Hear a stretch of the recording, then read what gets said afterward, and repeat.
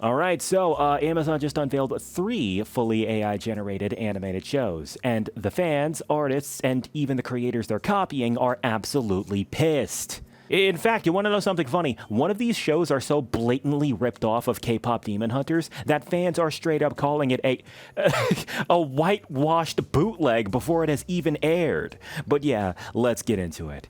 Shoutouts to Creative Blog for the article. K-pop Demon Hunters fans are fuming over Amazon's AI mockbuster, quote-unquote. And yeah, mockbuster usually is like a cheap excuse for just straight up ripping something off and making it something of a vague parody. But it's something for like, but very clearly, if you look at this image, it's like for little kids. So you can't even use that excuse in this instance. It's just BS. But yeah, maybe drop a like and subscribe if you're sick and tired of AI seeping into everything that you love. Here on this channel, I do my best to keep track of all of this AI slop getting into media, so if you want to stay ahead of this junk, be sure to stick around.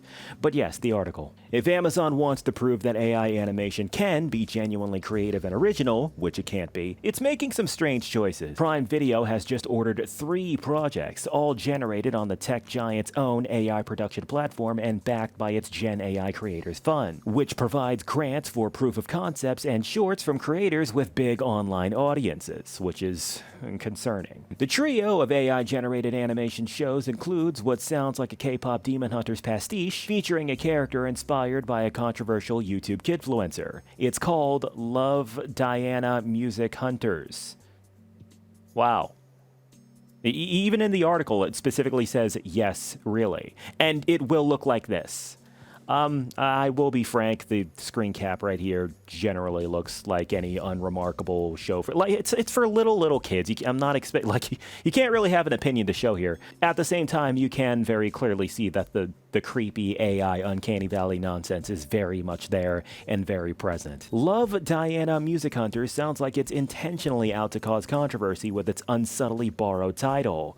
No, don't use the word borrow. It's being produced by Albie Hecht, the former president of entertainment at Nickelodeon and the exec who signed off on SpongeBob SquarePants, who is now chief front officer at a media company called Pocket Watch. The story will revolve around a character named Diana I'm not even going to try to pronounce that, a child influencer who became world famous through the Kids Diana Show, one of the most followed channels on YouTube. The original channel was controversial because of parents' concerns about the young influencer's bratty behavior and monetization of childhood. But the second part, that's a whole thing that a lot of child influencers have problems with, like Ryan, but that's a whole story for another day. Anyway, Love Diana has grown into an entire brand based around the star's likeness, although Diana herself is now 12. The AI animated story will see her join a band of space-traveling K-pop music. Jesus Christ. Specifically, K-pop musicians. They could have picked anything.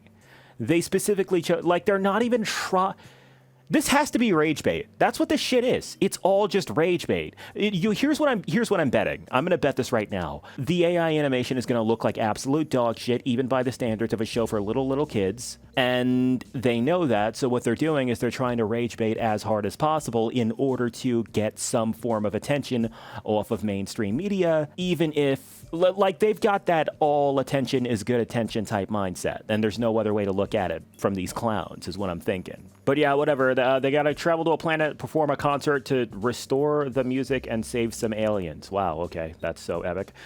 K-pop Demon Hunters fans reckon a good idea for a sequel would be a courtroom drama where she gets sued by Huntrix, the heroines of Netflix's record-breaking movie and this year's animation Oscar winner. Love Diana Music Hunters? Like, they can't even come up with something that's not piggybacking off of a work made by humans. One person writes on X. Sounds like a whitewashed bootleg of K-pop Demon Hunters, another fan thinks. And yes, there are 2 other AI animated projects here that are doing very awful things as well, but I just want to focus on this one for this video because I just want you guys to understand the point that I want to bring home right now.